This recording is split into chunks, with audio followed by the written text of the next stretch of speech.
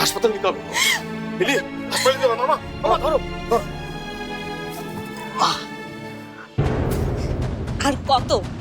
আর কত খেলা দেখাবে তুমি? হ্যাঁ, আর কত ষড়যন্ত্র করবে? আমাদেরকে নিয়ে আর কোনো ষড়যন্ত্র করতে পারছি না, তুমি ওকে মেরে ফেলতে চেয়েছো, গুলি করেছো তুমি। মিলি না, সেই প্রথম দিন তুমি ফায়াজকে অপছন্দ করেছো। এরপর একটিও দিন নেই যেদিন তুমি চাওনি আমি আর ফায়াজ আলাদা হয়ে যাই। আমি তো ওকে। মিলি, এসব কথা বলার অনেক সময় আছে, ওকে এখন হাসপাতাল নিতে হবে। চুপ কর। আমার কিচ্ছু বিয়ের পর থেকে আমি ফায়াজকে নিয়ে তো ভালোই ছিলাম, সুখেই ছিলাম, তারপর তোমার সুখ সহ্য হয়নি।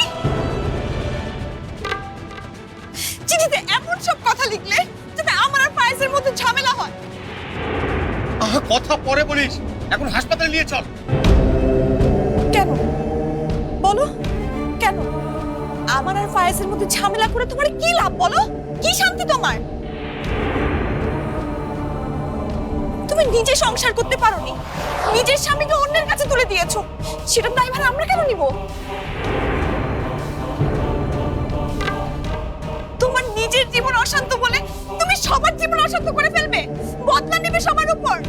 ফায়াজের ভালোবাসায় অন্ধ হয়ে থাকিস না মিলি।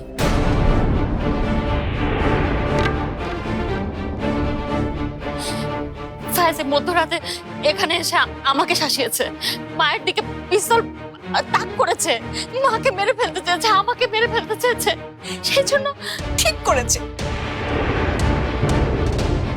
খুব ভালো করেছে। তোমাকে একটা গুলি, তোমাকে 1000 গুলি করে ঝাঁঝরা করে ফেলা উচিত।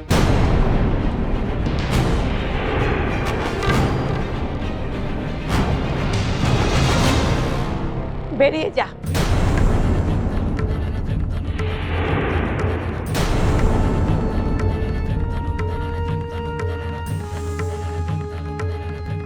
বেরিয়ে যা আমার বাড়ি থেকে। কি বললে মা? বেরিয়ে যা, এই বাড়ি থেকে চিরদিনের জন্য বেরিয়ে যা। তোর মুখ যেন আমি কোনোদিন না দেখি।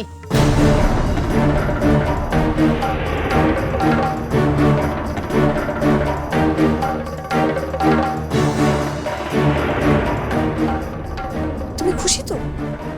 হ্যাঁ, এটাই তো চেয়েছিলে তুমি, তাই না? বলো, এটাই তো চেয়েছিলে।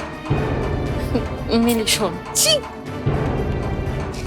আমার কাছে তোমার জন্য ঘৃণা ছাড়া কিছুই নেই।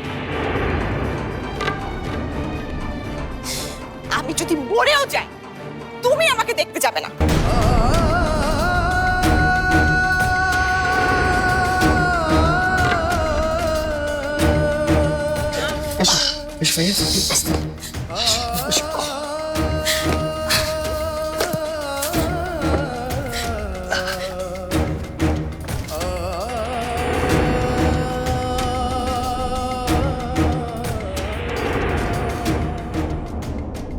কথা দিচ্ছি মা,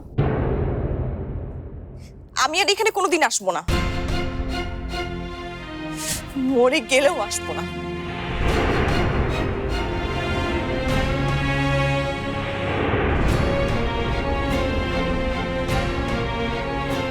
ছি, ছি।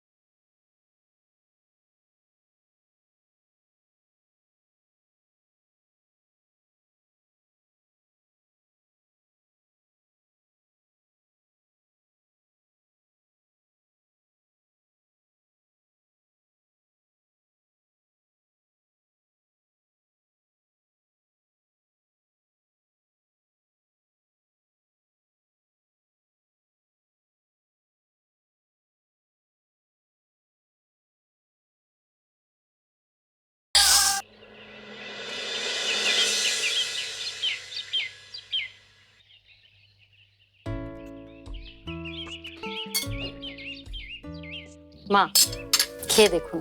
কেমন হয়েছে? আচ্ছা, তোর পুডিং আবার কবে খারাপ হলো? তা আজ হঠাৎ আবার পুডিং?